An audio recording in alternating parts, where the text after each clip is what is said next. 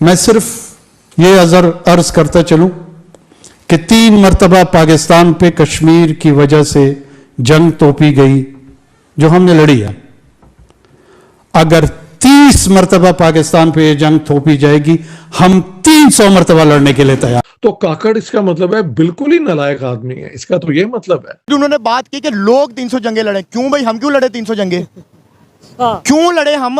भाई जब इख्तियारात तुम्हारे पास है, ओहदे तुम्हारे पास है, पहले नंबर पे तो मुझे ये बताओ कि तुम्हें मैंडेट किसने दिया कि तुम ये जाके स्टेटमेंट दे रहे हो कि हम 300 जंगे लड़ेंगे? इंडिया आएगा, क्यों नहीं आएगा? वो ज़रूर आएगा, क्योंकि इस वक्त जो इंडिया का होल्ड है पूरे इस खित्ते में, तो वो ज़रूर आएंगे, क्योंकि यूएन में उसकी बात सुनी जाती है। क्योंकि वो आप फ़लस्तीन में देखें कि उनके प्राइम मिनिस्टर मोदी ने जो है वहाँ पे हेल्प के लिए जो सामान भेजा, कोई इस्लामी ममालिक कंट्री वहाँ पर नहीं गई। तो वो आएंगे, ज़रूर आएंगे। आज तक हम यही समझते थे कि पंजाबियों को आदत है फड़ा मारन दी, यानी है भी। अब लगता है पख्तून भी अगर वो इस किस्म की हरकत में किसी से कम नहीं है। इन दिनों में इस किस्म की बात से जरा मुस्कुराहट आ जाती है, लोग हंस लेते हैं, तो ठीक है, शायद he wants to be an entertainer more than a prime minister. जय हिंद दोस्तों। तो 1 मिनट में मैं आपको वीडियो का टॉपिक समझा देता हूं, उसके बाद वीडियो देखते हैं। तो आपको याद होगा कि पाकिस्तान के प्राइम मिनिस्टर ने एक बयान दिया था कि हम कश्मीर के लिए भारत से 300 जंगें लड़ने के लिए भी तैयार हैं। 300 जंगें लड़ने के लिए तैयार हैं, इसका मतलब ये नहीं है कि 299 जंग हारेंगे। ये बातें उन्हीं को समझ आती हैं, इनके पास जज्बा होता है। तो हमारे पास तो जज्बा नहीं है, तो इन बातों को हम समझ नहीं सकते कि भैया 300 जंगें तो तभी लड़ी जाएंगी जब 299 हारोगे। अगर आप 1-2 जंगी जीत गए तो 300 की नौबत ही नहीं आएगी। तो यानी कि 299 आप हारने वाले हो, और हमारा गणित तो यही कहता है।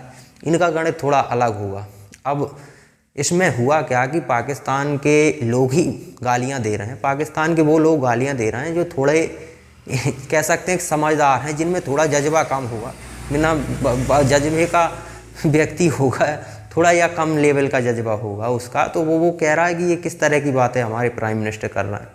जो बातें करनी चाहिए विकास के तौर पर, इंफ्रास्ट्रक्चर डेवलप करने के लिए, या फिर भारत मतलब हमारा देश भारत है, तो प्रधानमंत्री नरेंद्र मोदी का फोकस रहता है कि किस तरह से विकसित देश बनाया जाए।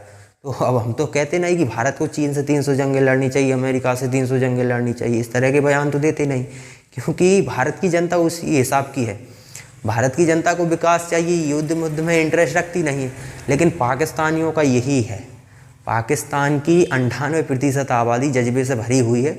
बस आप इस तरह का बयान दीजिए और वोट लीजिए, बस ये चलता रहता है पाकिस्तान में। तो चलिए पहले वीडियो देखते हैं, फिर अंत में बात करते हैं। मुत्तहदा के अंदर इंडिया का बहुत ज़्यादा इन्फ्लुएंस है और बड़ी बात मानी जाती है। क्या उस तरफ अगर देखा जाए तो क्या इंडिया जो है यूनाइटेड नेशन में बलोचिस्तान के सपोर्ट में आएगा? जिस तरह उन्होंने अक्सर, जैसे नायला बलोच भी इंडिया में गई थी, उन्होंने मोदी साहब के साथ मुलाकातें की थी। अगर यूनाइटेड नेशन में ये अल्लाह ना करे मसला चला जाता है, तो मुझे लगता है तो इंडिया फ्रंट पेज पे आ जाएगा। और इंडिया आएगा, क्यों नहीं आएगा? वो ज़रूर आएगा, क्योंकि इस वक्त जो इंडिया का होल्ड है पूरे इस खित्ते में, तो वो ज़रूर आएंगे, क्योंकि यूएन में उसकी बात सुनी जाती है।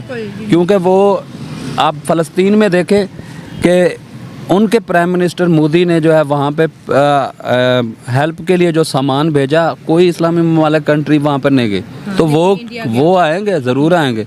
क्यों नहीं आएंगे? बलूचिस्तान के लिए आवाज़ ज़रूर उठाएंगे। वो ये मसले को हल करवाएंगे। ये नहीं होगा मसला हल, तो फिर ये ख़त्म कर दें। ये क्या रोज़ रोज़ का ड्रामा है कि मज़ाकरात कर रहे हैं जी, हम उनको वो कर रहे हैं। 5 दिन हो गए, 33 दिन मिला के जो टोटल 38 दिन हो गए। ये अभी तक संजीदा होता, ये मसला हल हो चुका होता।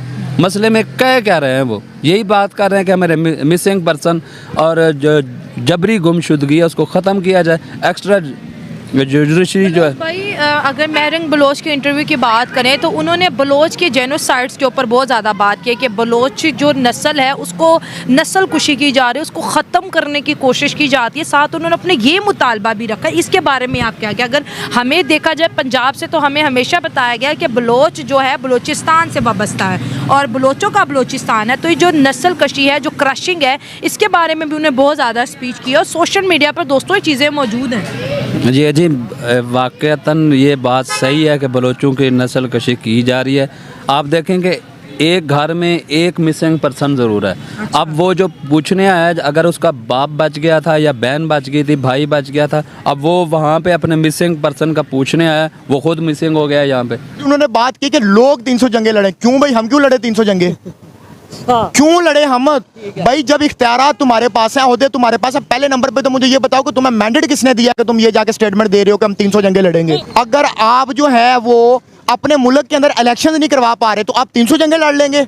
एक इलेक्शन करवाने के लिए आपको सिक्योरिटी नहीं आपकी पूरी हो रही, आप हीले बहाने लगा रहे हैं। कभी कहते हैं हमारे पास बजट नहीं है। जिस मुल्क के पास अपने इलेक्शन करवाने का बजट नहीं है, वो मुल्क का जो केयर टेकर प्राइम मिनिस्टर है, वो ये डिमांड कर रहा है कि हम 300 जंगे लोग लड़े। क्यों? अली भुट्टो को आपने जुडिशियल मर्डर किया, बेनज़ीर भुट्टो को आपने असैसिनेट किया, लियाकत अली खान को आपने असैसिनेट किया, हुसैन शहीद सोहरवर्दी को जो आपने वो नाहल करवाया, इमरान खान नाहल हुआ, नवाज शरीफ नाहल हुआ।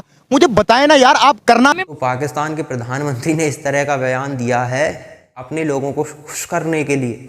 अब स्वाभाविक है, जहाँ की 98% आबादी जज्बे पर जी रही हो, तो इस तरह के बयान तो लीडर को देने ही पड़ेंगे। इनके लीडर कभी आपको इस तरह के बयान देते नहीं दिखेंगे कि हम पाकिस्तान को बहुत आगे ले जाएंगे या फिर हमारे पास ये प्लान है। किसी तरह का प्लान तो होता ही है। स्वाभाविक है, आपको किसी शहर का भी अगर डेवलपमेंट करना है तो उसके लिए प्लान की ज़रूरत होती है। तो फिर पूरा देश है, देश के लिए प्लान क्या है और प्लान कहाँ से होगा? सेना लुटेरी बैठी हुई है, पूरा सब कुछ वो लूट जाती है, थोड़ा बहुत बचता है। तो जो लीडर अगर ईमानदार आ भी जाए तो वो कहेगा यार अब इससे विकास भी क्या होगा, बचा खुचावन डकार लो। हर लीडर इनका यही करता है, क्योंकि पूरी कमान तो सेना के हाथ में है। दुनिया को दिखाने के लिए कि नहीं, हाँ पाकिस्तान में डेमोक्रेसी है, तो बिल्कुल चुनाव कराए जाते हैं। और यह आपको पता ही होगा कि सेना का जिससे समर्थन होता है वो ही सत्ता में आया है आज तक। अब तो लगभग 76 साल हो चुके हैं।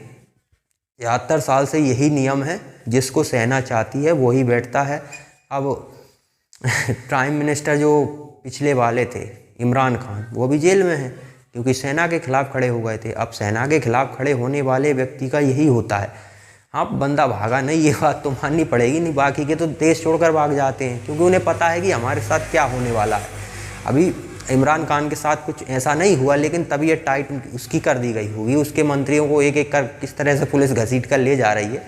तो अब ऐसा भी नहीं है कि ये भले लोग थे। इमरान खान ने भी यही किया है, जब वो सत्ता में था तो अपने विरोधियों के साथ उसने भी यही किया है। तो स्वाभाविक है, आपका समय गया तो अब वो पेल रहे हैं आपको।